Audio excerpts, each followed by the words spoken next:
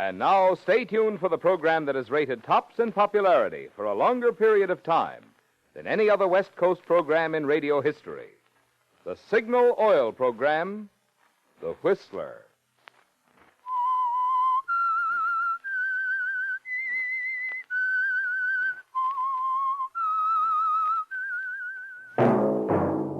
Signal, the famous Go Farther gasoline, invites you to sit back and enjoy another strange story by The Whistler.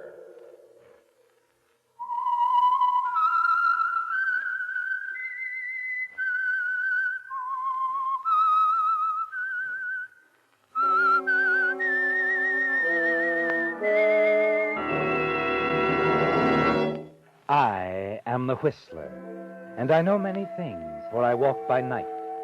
I know many strange tales hidden in the hearts of men and women who have stepped into the shadows. Yes, I know the nameless terrors of which they dare not speak. And now for the Signal Oil Company, The Whistler's strange story, Fatal Action.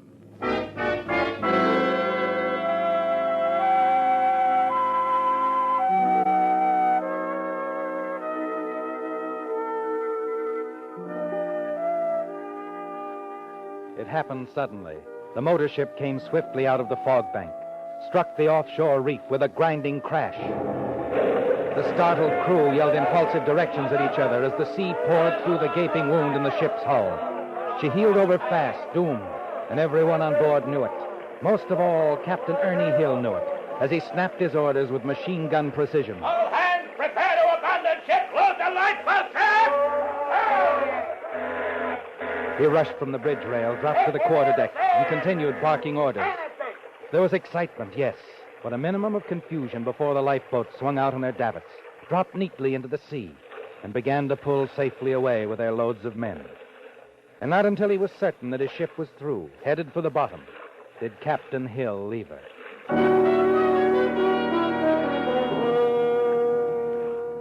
Moments later, standing in the lifeboat, he watched in silence until his ship upended and her bow disappeared beneath the waves. He shook his head. Gone. She's gone. Not much you could have done about it, Captain. Company will be satisfied you got everybody off. Yeah, I don't know. It's rotten luck. This isn't the first ship I've lost this way. And the whole cargo. It could have happened to anybody, Captain. A lot of uncharted reefs all around here. Yeah, I guess so. I just hope the company sees it that way.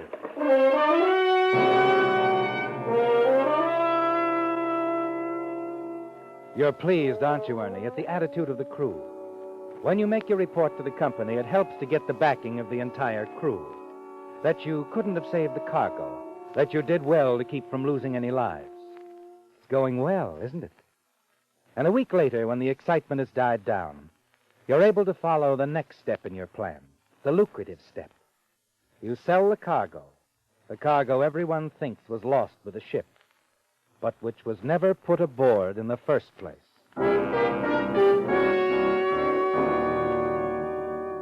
For a while, you enjoy the luxury of idleness, spending some of your new wealth. Then, after a few weeks, you're assigned to a new motor ship, an inter-island cargo boat, the Prowler, and for 3 months, you're an exemplary captain. Not a single misstep on your part. Then one day, 3 months later, at anchor in Rangoon, you're alone in your cabin when the door opens abruptly and someone steps in. Hello, darling. Lucille! Glad to see me, Ernie? Oh, glad you bet I'm glad. Oh, come here. Let me take a look at you. You come here. I've traveled a long ways. The same old Lucille. Not quite the same, Ernie. No, that's right. You looked me up. Came after me. That's a change. Oh, you look swell, baby. Real good. Well, what are we waiting for anyway? Come here. Ernie, I have missed you, darling. Oh, I've missed you. But you wouldn't think of writing. Right? Where, Lucille, and why? I know you. When you say you want to think something out, well, that's the way it is. You do know me, don't you? Yes, skip it. You're back. Yeah. You know what it means, darling? What, Ernie? The way it'll be with me, it's a feast or a famine, darling, like always. None of the things you always wanted. Only what, Ernie? Well, I can't tell you too much, not now, but maybe the picture will be a little prettier than the last one I painted. Really? Darling, you mean you have a sideline? Maybe. Something like that. But never mind that now. Oh, it's been a long time, Lucille. I gotta have my arms around you. Gotta. Please, darling, not just now. What? He'll be coming in to talk to you any moment, discuss our accommodations, what to do with the baggage. What are you talking about? Who'll be coming in? I'm sorry. Didn't the first mate tell you? I came aboard with my husband. Your husband? Yes. You see, Ernie, I did think everything out. The future did look black the last time we were together, and I did want things. I see. So you got him, huh? Mm-hmm. You married him. And I might have known. But it isn't going any further, Lucille. I'll tell your husband this is a freight boat and there are no accommodations. Not for you two. You know, Ernie, I think you're wrong. Yeah? Mm-hmm. You see, my husband is Charles Collins. His father owns this shipping line. Collins? Lucille, you don't know what you're saying. You didn't bring Collins on board my ship. Correction, darling, not your ship. His. And now, don't you really think you should be getting this putt-putt underway?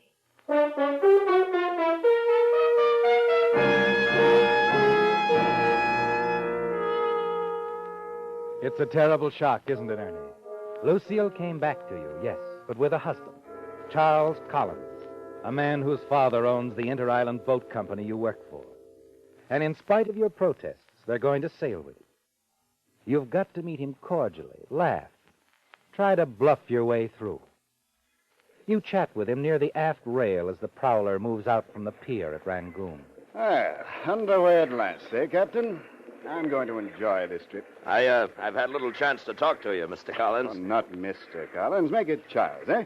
Okay. I'm ashamed of busting in on you, insisting on going along. Should have cabled, I suppose, or written, but this wife of mine, Captain. Oh, that's all right.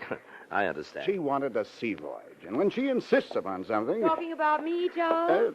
Thought you were in the cabin, Lucille. Captain, I understand you're acquainted with my wife. Yes.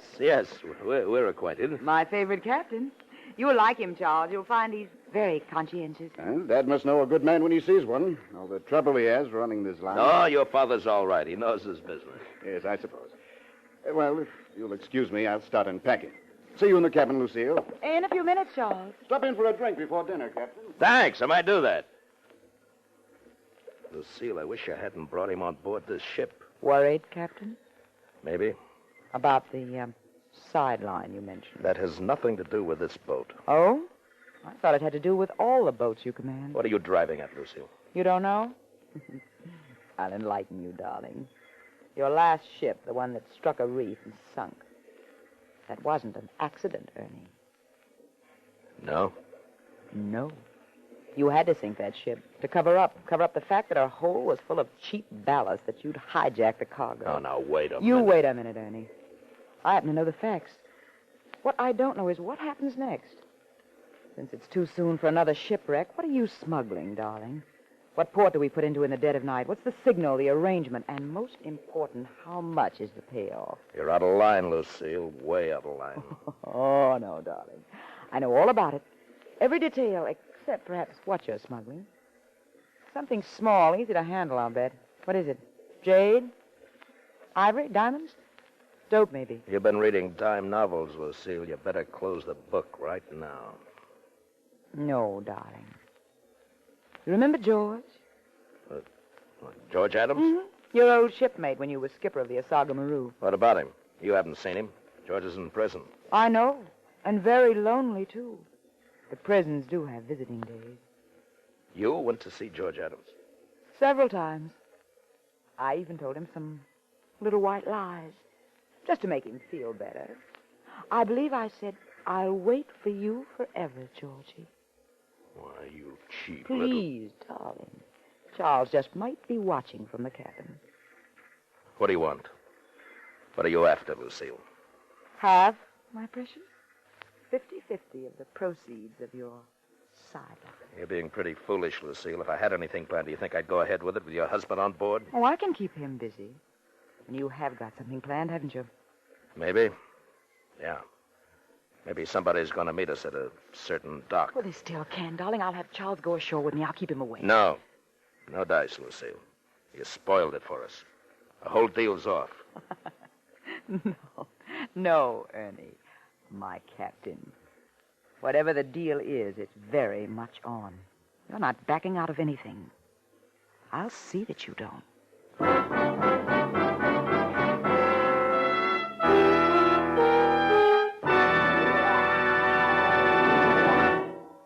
The high-compression motors of many of today's newer cars are designed and built to perform best on a premium quality gasoline such as Signal Ethyl.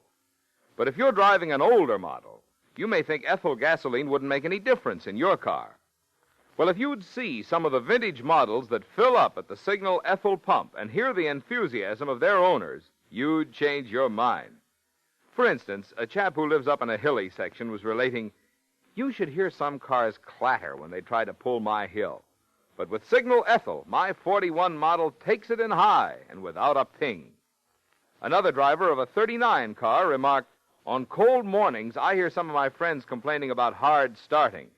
But with Signal Ethyl, my car starts quick as a rabbit." Yes, folks say mighty nice things about Signal Ethyl, because this premium quality gasoline is engineered to bring out the best in any car of any age. So if you'd like to see just how much pleasure driving can be, why not try this little experiment? Treat your car to just a couple of tankfuls of Signal Ethyl. See if you don't feel the difference. A wonderful difference in Signal Ethyl.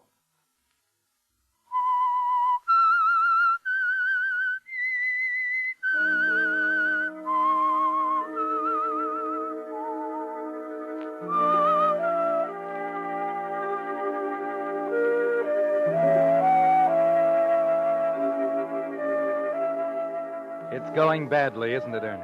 Your profitable sideline is being seriously threatened. Until now, you've had it all to yourself. Only your first mate to pay off, and that for valuable assistance. Now Lucille is declaring herself in. 50-50, she said, and simply for keeping her husband, Charles Collins, ashore. Your ship, the Prowler, bears steadily forward. Jake, the first mate, confronts you near the aft rail and bluntly speaks his own views. You've got to forget the whole bloomin' thing, Captain. Call it off. How, Jake? How can we call it off? Pete's meeting us at the dock in Bouquet. That she's brought that Mr. Collins aboard for no good. I say it's spying on us. Peeping. That's what it is. Bouquet. So that's where it's to take place. Mrs. Collins, Captain. Get lost, Jake. I'll talk to you later. Righto, Captain. Whatever you say. Bouquet, that quaint little port village. You pick such romantic settings, Captain. Such nefarious goings-on. But in a place like that, it'll be easy to see that Charles takes me ashore. Look, Lucille, you married your money. Why risk all our necks for more? You're not Mrs. Collins, Ernie. I am. I'm in a much better position to know my financial needs. Charles doesn't give me a cent. He did at first, not now. Ernie, stop it. Sure, but you gotta admit it's amusing. Ernie, please, after we get the money, when the voyage is over, you can quit this ship. I can quit Charles. No, cut it out. Please, Ernie, darling, we'll have everything then. The two of us. I hate him, Ernie. I really hate him. Sometimes I think You're lying. You're lying in your teeth. You don't mean a word. Don't I, Ernie? Can you still say I don't mean a word? Why, you little devil. You... I'll get him off the ship, Ernie. We'll be in the village while you take care of everything, and then later... All right. But you gotta be sure, Lucille. Get him off early. Right after we dock in Bouquet.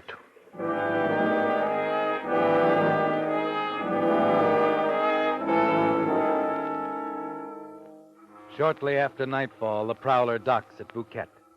Standing at the ship's rail with the mate, you watch the crew scramble ashore. You wait, your eyes glued to the door of the Collins cabin. Finally, it opens. Lucille and her husband step out, nod to you, and move down the gangplank.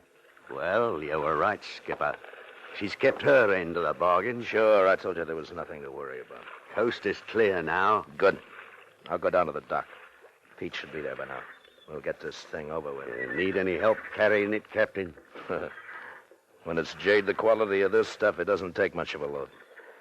Now go on below and get ready to go ashore and celebrate. I'll be right back. Righto, Captain.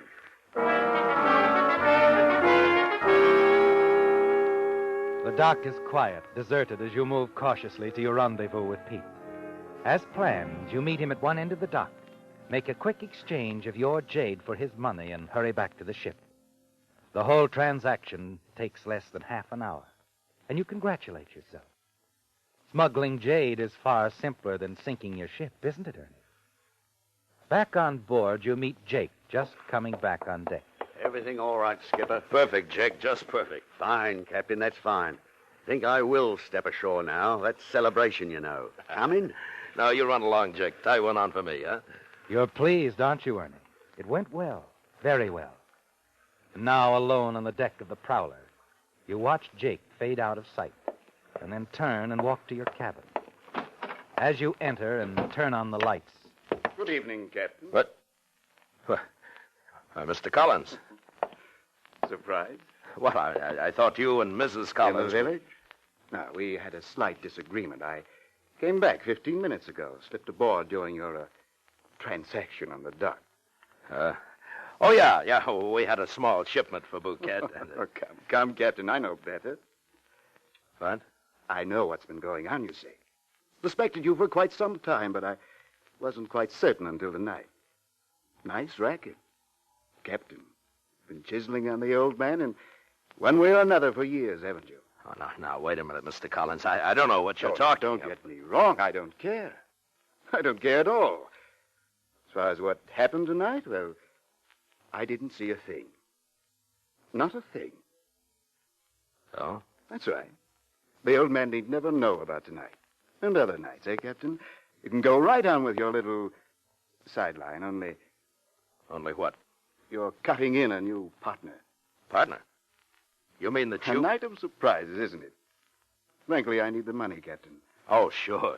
That's a I big know laugh. what you're thinking, but the old man doesn't believe in pampering me. He wants me to learn the business from the ground up, just as he did. Okay, so the old man doesn't give you so much spending money, but his own son... His own son, yes.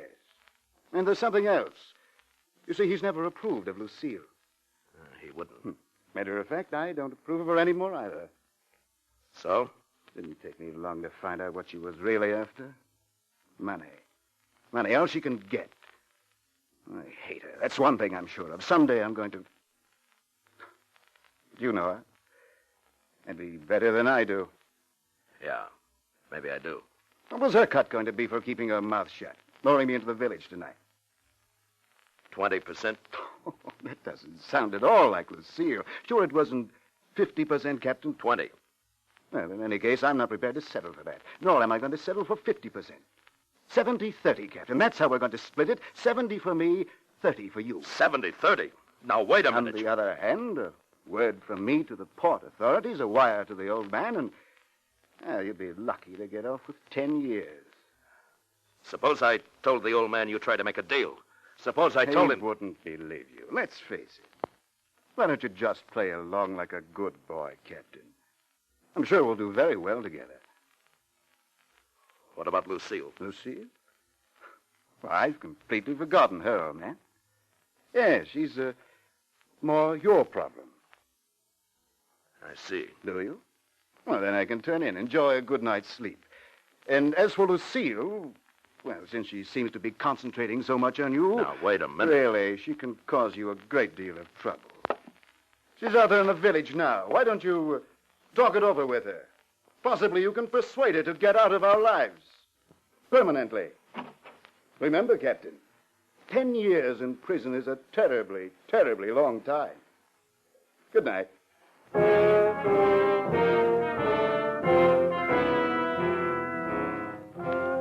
10 years, Ernie.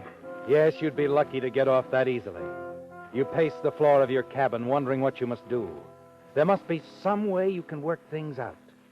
Finally, you make up your mind. You've got to find Lucille, tell her what's happened, and get her out of Bouquet somehow. You hurry out of the cabin, down the gangplank, and as you step on the wharf, something causes you to look back. And there, standing at the ship's rail, Collins, a grin on his face. Good hunting, Captain. Good hunting.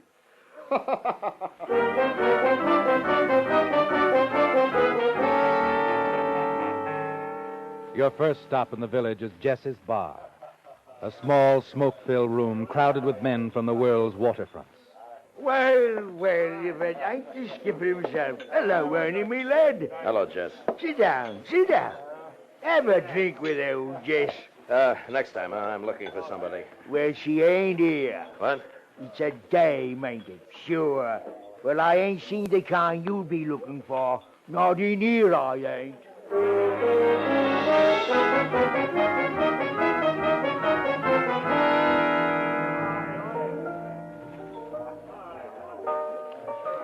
Red hair, wearing a white suit. Oh, sure, pal. She was sitting right here at the bar. Of course, that was a good hour ago. A guy was with her. I ain't seen him since. Tall, lot of white teeth, grinning. That's him. Only he wasn't grinning. They was having an argument, a real beaut, see? Had most of the customers watching them instead of drinking their liquor. I thought they was going to kill each other.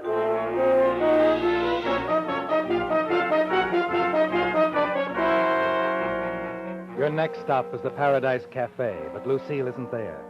Then you try the Dutchman's Bar. After that, the Blue Whale, the Seaman's Club, but she's nowhere to be found. 2 hours have gone by, Ernie, and you're certain now that she's gone back to the ship. You're about to turn back yourself when you finally see her, sitting in a booth at Jin Lee's place. But there's someone with her, isn't there, Ernie? You recognize him as Frank Quinlan, the skipper of a small inter-island ship. You stand at the door, puzzled. See her hand him some money. Then she gets up. You step back out into the street and wait in the shadows. Lucille. What? Oh, it's you, Ernie. Just on my way back to the ship. What are you doing here? Collins. He's on to us, sweetheart. Knows the whole thing. Come on, let's find a nice, quiet place where we can talk. You grab her arm, tell her what's happened as you hurry along the darkened street. You walk a long way till you find yourself on a lonely stretch of road, a good mile from the dock where the prowler is tied up. It's quiet and deserted. Yeah, this is a desolate place. I wasn't paying any attention to where we were walking. We better turn back, head for the boat, huh? This is as far as we go, Ernie. What? I knew where we were walking. This will do fine right here. What's the idea of the gun? My gun? The idea is I want you to hand over that money, the payoff. I want it, Ernie, all of it. Oh.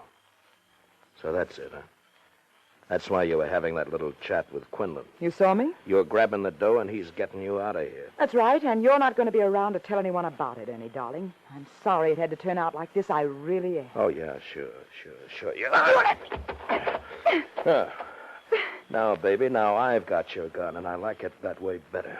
Ernie, don't be a chump. No, I won't, baby. Not anymore.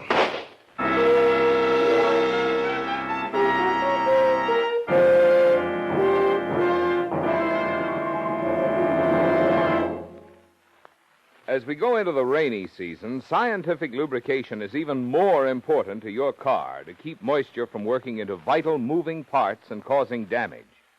That's why I think you'll be interested in knowing about some of the extras you enjoy when you have your car lubricated at a Signal service station.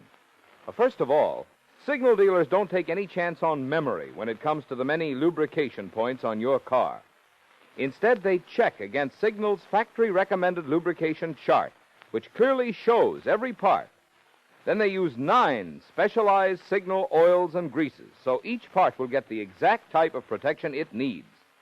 And finally, just to make doubly sure not a single part has been overlooked, they check each part again, which explains why we call it Signal double-check lubrication. Now, that's the kind of lube job you want if your car is to give you the long, trouble-free service that was built into it. And that's the kind of lubrication you get from conscientious, independent Signal dealers.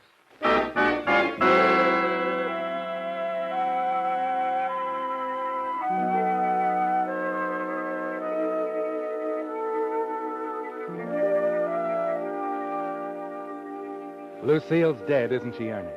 You look down at her, then at her gun in your hand, and realize that one big obstacle has been eliminated. And now there's only Charles Collins, Lucille's husband, back in the boat. If he were eliminated, there would be no one to stand in the way. As you hurry back to the boat, you know what you must do. Shoot Collins, put out to sea, and dump his body overboard. You move quickly, noiselessly aboard the prowler. No one's in sight. You move quietly along the deck to Charles Collins' cabin, Lucille's gun gripped in your hand. You open the door, walk slowly in, reach the bunk, and snap on the lamp on the table beside it. You've made a mistake, haven't you, Ernie? For an instant, you stand there. Then you realize you've got to get out, somewhere where you can think. Hurriedly, you slip out onto the deck, close the cabin door behind you, and move along in the shadows toward the raft. Just a moment there. Who's that? Sergeant Morrison, Phuket Police. Who are you?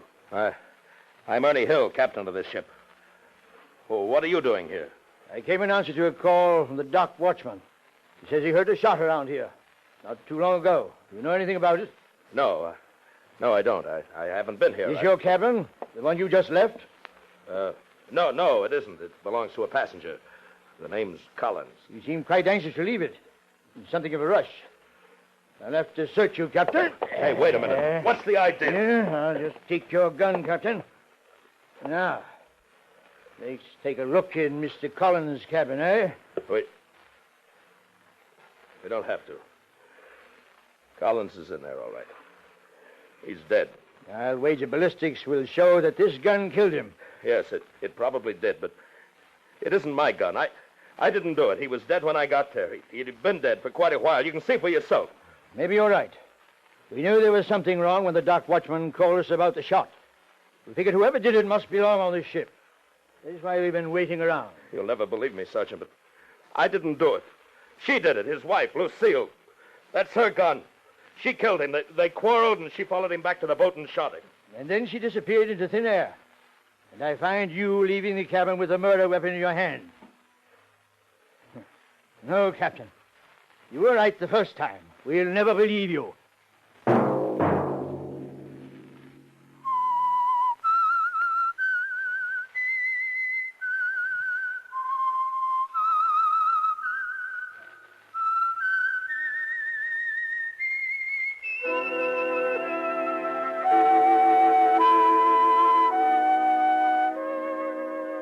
Let that whistle be your signal for the Signal Oil program, The Whistler, each Sunday night at this same time.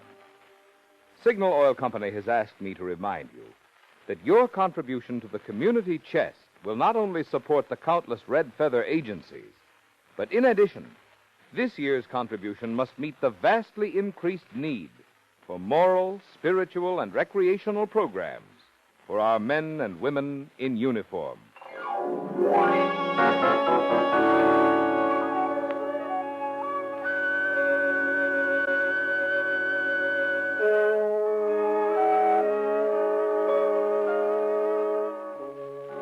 Featured in tonight's story were Bill Foreman, Bill Conrad, and Betty Lou Gerson.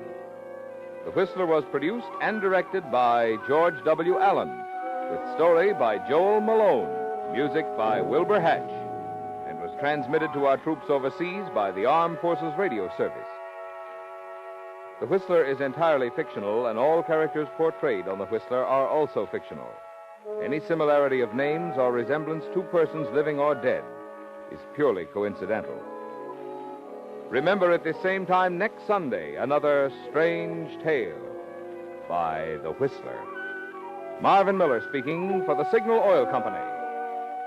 This is CBS, the Columbia Broadcasting System.